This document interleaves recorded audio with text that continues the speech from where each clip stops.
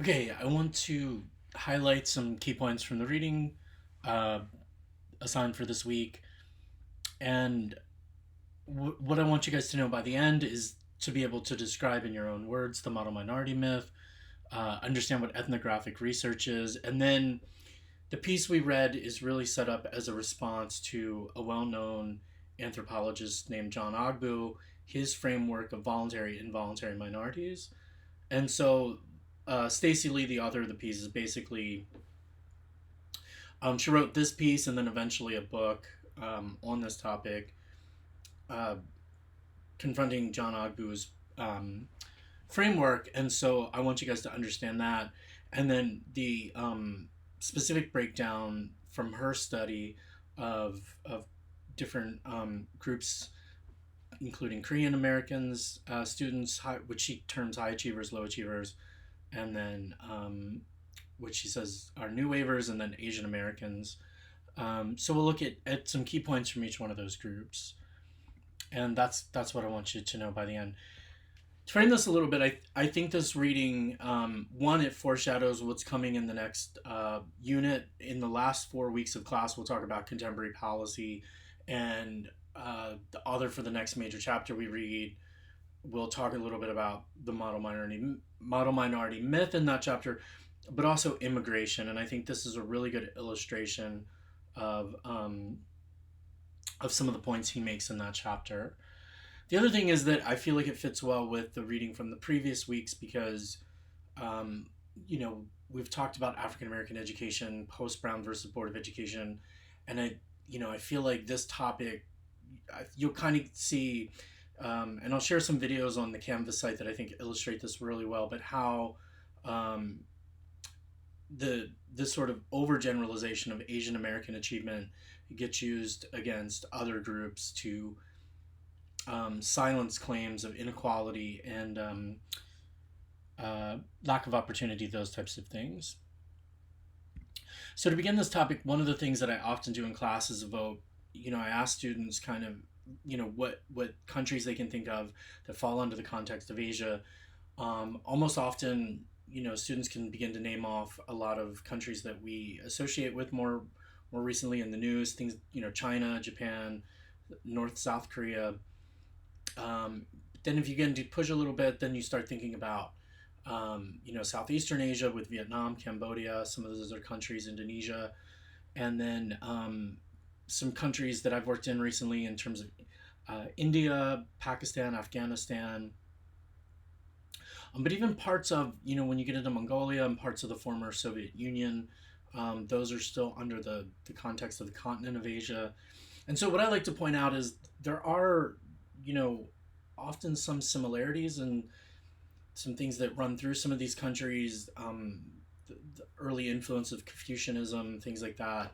I've mentioned in Pakistan, I've been to villages that are old Buddhist villages, really old history. But obviously today, Asia is very, very diverse as well. A lot of different religious affiliations, ethnic affiliations would fall under that umbrella. So Asia is a very, very diverse continent. Um, and that relates to this topic in terms of um, the different individuals who've immigrated to the U.S. and then the different context of that immigration. So you can see the kind of darker. I updated some of the maps that I'd used some older maps previously. These are 2017 data. The darker purple are areas with larger concentration of Asian Americans, and you can kind of see in this map, again, the darker blue concentrations in different areas. California obviously has a large Asian population, but also Texas and Illinois, some areas with larger cities, some of the coastal areas. Indiana, I like to point out as well, has concentrations of Asian Americans in different parts of the state. Here in this map, too, again, the darker blue areas. And the overall context that we want to look at here, um, and one of the things we want to differentiate, again, major generalizations are made about Asian Asian Americans and Asians in the United States more generally. To give the example of Indiana, however, I like to point out that you would likely see different populations of Asians. For example, if you went to maybe Bloomington or the area around Purdue, where you're going to get maybe Asians who are immigrating or at least coming to the United States for educational opportunity, um, versus in other parts of the state. And to give you one example from Southeastern Asia, there are concentrations around the United States, but a lot of these individuals migrated not for educational opportunity and things like that, but because of refugee, to seek refugee status or asylum in the United States. And so, one example would be after the Vietnam War, there was a wave of Asian immigration with the Hmong, Cambodians, fleeing persecution, in some cases genocide. And so the situation for those individuals is often very different, again, than those who came here more recently under favorable immigration conditions or since the 1960s. So, and when you begin to disaggregate data, poverty rates among Southeast Asians are very high. The Hmong were kind of an ethnic subset in Cambodia. Uh, they sided with the United States during the Vietnam War, and then they were persecuted by the Cambodian government. The U.S. Then gave immigration or allowed immigration of large groups of the Hmong to come here. And there's been a settlement in Wisconsin, Minnesota. These groups have often seen a lot of racism, discrimination, and struggles in the U.S. And that would extend to education as well. And I'll share with you guys on the Canvas site a video that shows in California concentrations of Cambodians. And these groups often, the parents have dealt with persecution, fled a genocide, sometimes grew up in refugee camps or dislocated. And so the children of these youth have often also struggled. And so, again, when we disaggregate data, we see disproportionately high rates of dropouts, as just one example, dropout rates among Southeast Asians. And so Southeast Asian student dropout rates are higher than either African American or Latino dropout rates. Um, so, so higher than average dropout rates. And I like to point out that, uh, you know, of course, in the United States, more recently, we've had favorable immigration status for highly skilled Chinese and Japanese individuals. And so, what we've tended to have since about the 1960s are immigrants who have higher educational, attainment, more middle class individuals, and people who came here looking for economic opportunity. And so, through a lot of the 20th century, obviously there was a lot of discrimination, racism against, as just one example, the Chinese. And then we know, of course, for the Japanese, with internment camps during World War II. But that trend has changed pretty significantly since the 1960s. Whereas, again, the conditions for Southeast Asians would be very different in terms of their immigration context. I always like to point out that I think you see examples of one of the things that, as a subnote, the model minority myth does is, I think, because some people think that Asians are looked at favorably in the U.S., then people feel that they can discriminate against them. Or this was one example a few years ago of a segment that aired on TV that was a bit jarring, at least in how it portrayed or made generalizations about Asians and depicted them.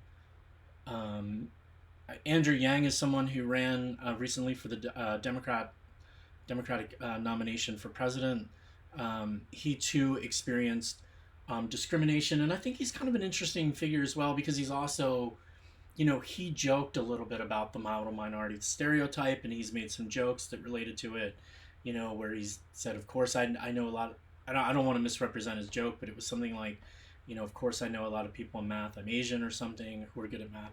So, he's had, and then he came out and had to kind of defend that and discuss that a little bit. So at least during his run for office, there's been a discussion about these issues. And then I like to point out, Fresh Off the Boat, one of the first family sitcoms featuring an Asian family that we've had in the U.S. So limited, and I think what we'll get into and see is that the media kind of plays into some of these stereotypes, and we haven't had a lot of counter examples with at least representations in terms of media, more nuanced representations. So, all right. One of the things I mentioned that I like for you to do is to be able, in your own words, to define the model minority stereotype. I think in the most general way that I would describe it is the idea that Asians are in the United States universally successful in terms of educational achievement because they value education and work hard. Obviously, it seems like a very flattering stereotype, but Stacey Lee's perspective is that it's dangerous, and dangerous for a number of reasons that we'll get into. One being it overgeneralizes the experience of Asians in America. It sets unrealistic expectations. But another point too is that it gets used against other groups to silence claims of inequality. So the idea is if Asians, experience discrimination, if they experienced racism, but they have overcome those issues to be successful, then it's simply because they work hard and sort of pull themselves up by the bootstraps. Now, the point of this is not to say that there's not some reality to that's completely false or untrue. It's not to say that Asians are not a successful group. They do have high rates of educational achievement, and of course, it is helpful to value education, to value hard work, those types of things. The point is just to simply, I think, point out and that's not the full story, and that the full story is much more complicated than that, and there are other variables that again impact Asian Americans and groups more generally when it comes to educational attainment. And again, I think one of the examples to illustrate this would be the differences with Southeast Asian immigrants. So I mentioned the media has played into this, and these are the two covers that are mentioned in the reading we did. Stacey Lee mentions the Time article and then the Newsweek article that, again, depicted Asians as universally successful, as being very driven, and that being the reason for their success. I always like to point out, of course, obviously, this was not the depiction of Asians through most of the 20th century. They were not depicted as studious and hardworking. They were depicted as often as drug addicts, as being poor, as in a number of different ways, but in incredibly negative depictions throughout most of the 20th century. All right, so I want to talk a little bit about John Ogbu, but before that, I want to point out with Stacey Lee, her study is ethnographic in its nature, and this is something I want you to understand. And ethnographic research is a subset of anthropological research that consists of immersing oneself in a cultural context. So, you're probably somewhat familiar with this, or research or anthropologists who've literally just went and lived with other groups of people for an extended period of time. For Stacey Lee's research, she went basically every day to a Philadelphia high school. She immersed herself in the culture of that high school. That high school tended to be predominantly Asian, and had a group of students with different ethnic backgrounds, some Southeast Asian immigrants, some Korean, different groups of Asian students who were at this high school. And as part of it, she did field notes, she did observations, she did interviews, surveys, those types of things. All right. So with John Ogbu, he was a well-known anthropologist. He created this framework: voluntary, involuntary minority. Voluntary minority, the group that he includes in this context are Asians, and he says that these groups came here voluntarily. Well, Asians are the examples he gives in the reading, and he says these groups came here voluntarily. He says yes, they do experience discrimination, racism, but they tend to view themselves as a guest in the country. They are more willing to endure discrimination and work to overcome it. And they view education. They have a perception of future success. They believe they're going to be successful in the U.S. and that education is a way to achieve that success. Involuntary minority are those groups who were brought here through conquest or colonization, or slavery. They're here not by their own choice in the U.S., and for them, success threatens their identity, and they don't have a perception of achieving success without compromising something related to their identity. And this is kind of a side note, but I've read Ogbu's work, and a lot of it's there are segments of it that are interesting. I've read ethnographic studies he's done, or that he's influenced at schools, and as one example, he'll point out how a lot of African American youth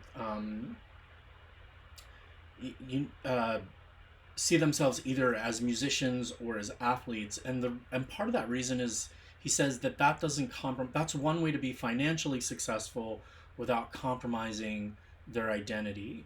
That they don't have to kind of give up a lot of their values and cultural identity in order to achieve success in that context.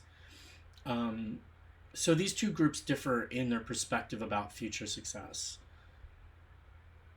Oh, and examples he gives for voluntary minorities would be African Americans, Hispanics, and Hawaiians. Immediately, you should begin to see, if you really think about Hispanics as one example. We talked about the Treaty of Guadalupe Hidalgo. We talked about annexing a large swath of the U.S. And so, taking over that land. Hawaiians, obviously, Hawaii was colonized, or the U.S. acquired that land, and Hawaiians have a different kind of cultural context and some tension that's existed historically. But I think if you really think about those groups, you can begin to think about some differentiation or some different aspects. Like Hispanics, yes, we annexed a large area of Mexico, but then there's been a lot of Mexican immigration since that time. And that's what I think Stacey Lee wants to point out, that the context and issues are more varied and complicated than he points out. All right, so with the groups we looked at, we want to look at academic achievement. And I'm sorry this is kind of cut off a little bit, but the top categories would be Korean, high achiever, low achiever, new wave, and then Asian American. And the way I kind of broke it down was looking at their values and their challenges. Also, I put in the top kind of column, up at the top, their identity. The main one to know, most groups have a kind of Pan-Asian identity. They see themselves as kind of just Asian in America. We talked about a Pan-Indian identity previously, Pan just meaning all. The one group that would be a little bit different would be Korean.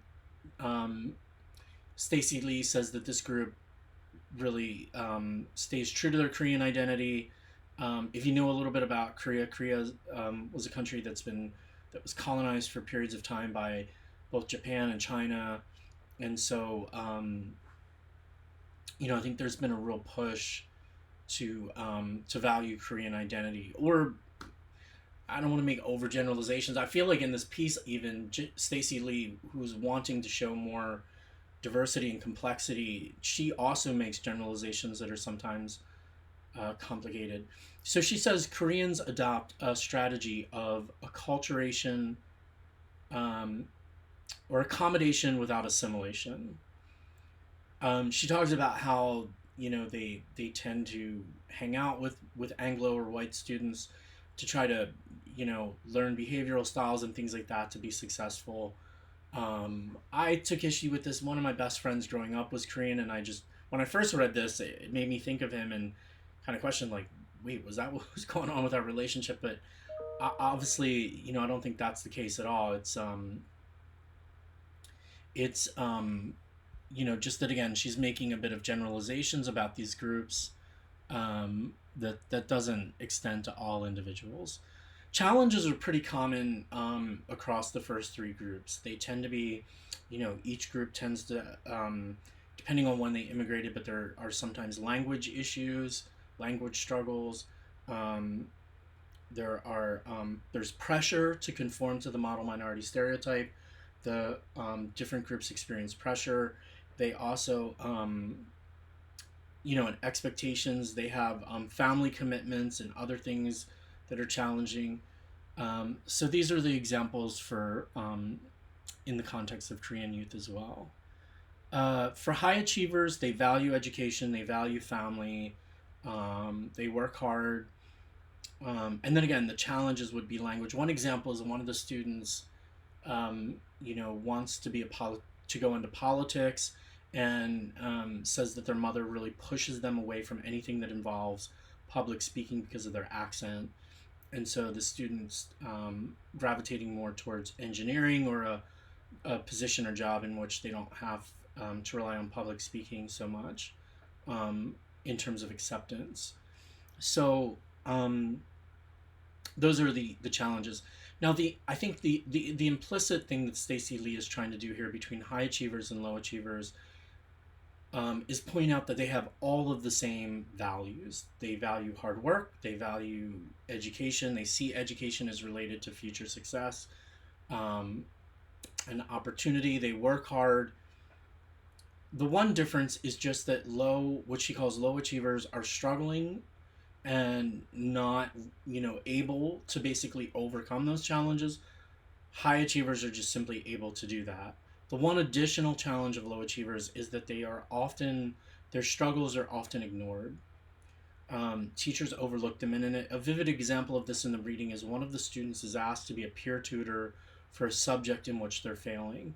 And it's almost like the students' teachers and peers cannot see them through anything other than the context of the model minority. New waivers are just a group, of Asian individuals who rebel strongly against all the stereotypes. If the stereotypes are that Asians are non-aggressive or passive, then these students get in fights. They brag about fighting.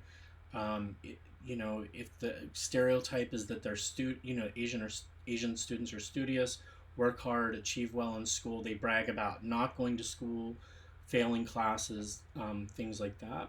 The one distinction with Asian Americans is that they are much more in tuned or concerned about discrimination against Asians and fight against that discrimination. Okay, and this is a discussion point that I often bring up, based on the reading, are, things, teachers would identify in terms of working with Asian American youth.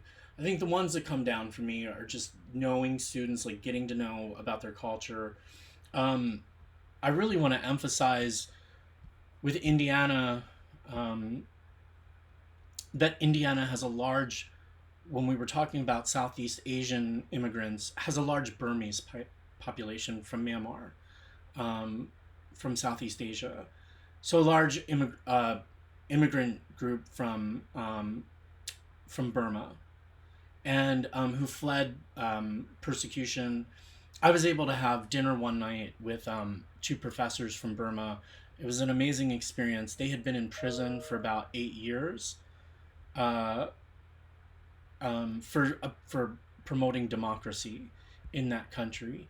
And so, Catholic Charities has been instrumental in helping, Burmese refugees immigrate to the U.S., supporting them in Indiana. And we have a large population in Fort Wayne. Um, I think it's grown a bit, and now today in Indianapolis as well. The population in Indianapolis is over 20,000, and my understanding is it's even larger in, Fort Wayne.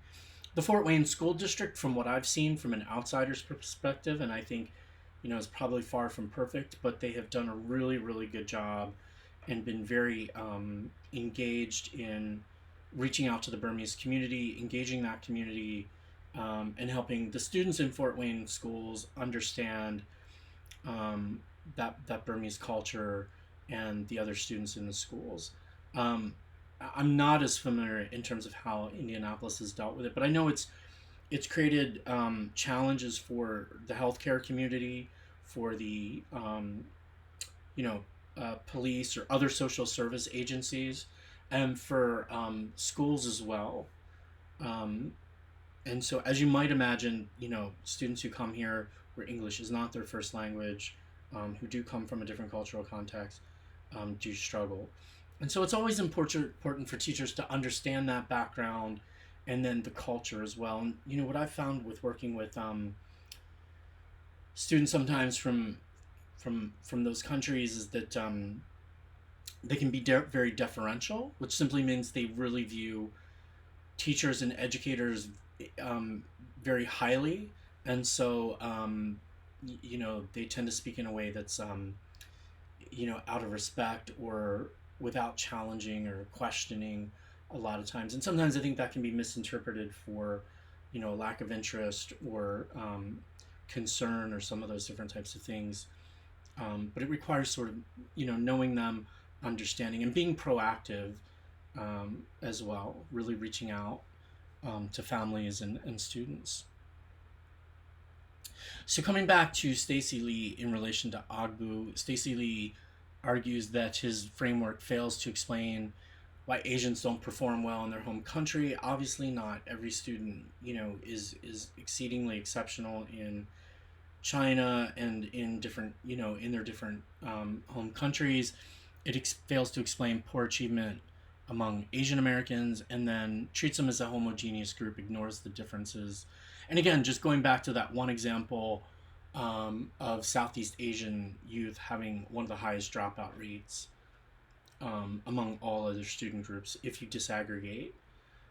Another example of this that I would give you, just to kind of point out, is that I think if I ask most students like who they believe has the highest success rate in higher education in terms of immigrant groups, I tend to think, again, because of the media, we would tend to point immediately to Asians. But for a number of years, and I think it's changed more recently, but for a number of years, it was actually African immigrants in the United States that had the highest rate of higher education achievement. So again, just the media can kind of twist our perceptions sometimes. And then two, going back to immigration being a big factor, what individuals are given permission to immigrate here, why are they coming here, and those types of things. And so I want you to be familiar with Stacey Lee's response to John Ogbu, how she responds from the reading, and then to know as well that she regards the stereotype of the model minority as dangerous, that it can seem flattering, but that it pits Asians against other groups, other minority groups in the U.S., and oversimplifies their experience.